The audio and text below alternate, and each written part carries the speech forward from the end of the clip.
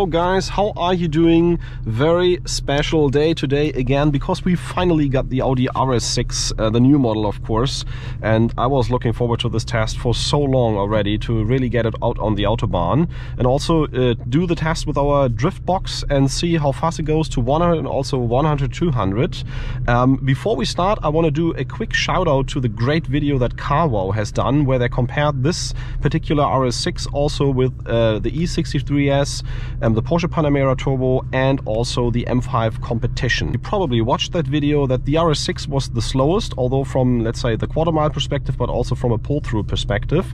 And I think despite the fact that some others have a bit more power, I think the main reason is that the RS6 was running in their test on 22-inch wheels, just as our car is doing right here, and the other ones had 20-inch wheels or even a 19-inch wheel winter tire, which the M5 Competition had. And I think that makes a big difference, not only from the width perspective, but also from the perspective of weight, because you probably know that those RS6 wheels, they look amazing, but they weigh about 30 to 40% more than a regular 20-inch wheels on the other cars. So I'm not expecting, let's say, faster times than what we have tested with M5 or E63S or even previous RS6 performance. I'm expecting still a very good time, considering the fact that our car is also running on 22-inch wheels, winter tires, 285s.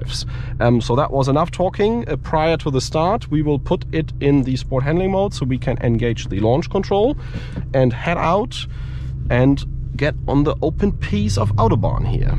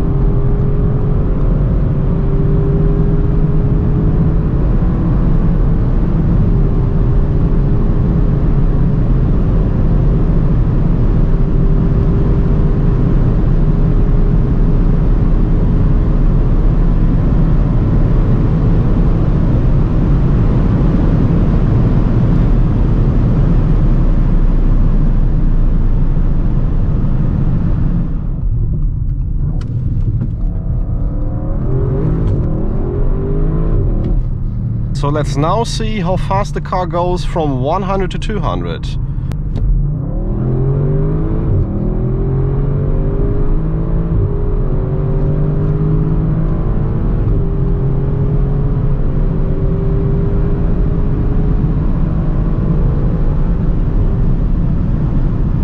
So guys, I think we did some pretty good times, honestly. First of all, the internal measurement system, I put that onto the quarter mile measurement, shows in 11.7. I believe this was the exact time that also CarWow has tested for the quarter mile, so that should be pretty much on pair. But we also realized that the internal measurement is more conservative, let's say, than our drift box is usually doing. We have already experienced that with other cars as well. The drift box, however, shows a 3.4 seconds to 100, which is very good, I would say, but could be a bit faster even if we would have, let's say, sticky summer tires and warmer conditions. 100 to 200, 8.1 seconds is also very reasonable considering the fact that we have those huge 22-inch tires, the 285s, which of course produce a lot of drag there. It is slower from 100 to 200 than the previous version RS6 Performance, but we have to remember again, we were doing that one also on on 20-inch wheels and not 22-inch wheels. So that can already make a difference of a few tenths. So that, I guess, are pretty good numbers. I didn't do 10 runs now, so there could be potentially a faster run also under better conditions. But I think overall, after a few runs, we have a pretty reasonable time here. The car from a subjective feeling feels very strong. Specifically, the 800 Newton meters that you get from a pull-through perspective are better and more instant available than with the previous version. And I also like that more than the E63S and also the M5 Competition, which really needs some revs to get going. This has very usable power. So yeah, with that, please enjoy all the other stuff that is coming. There will be a lot more YouTube videos coming. Of course, the pure sound is coming, and also enjoy the stuff that we will be uploading on Instagram and Facebook within the next days. Truly in love with this car, and you know, we own an S6 TDI, and this is of course a huge step upwards, not only from a visual perspective but also from a sound and acceleration perspective. Yeah, so let's get going.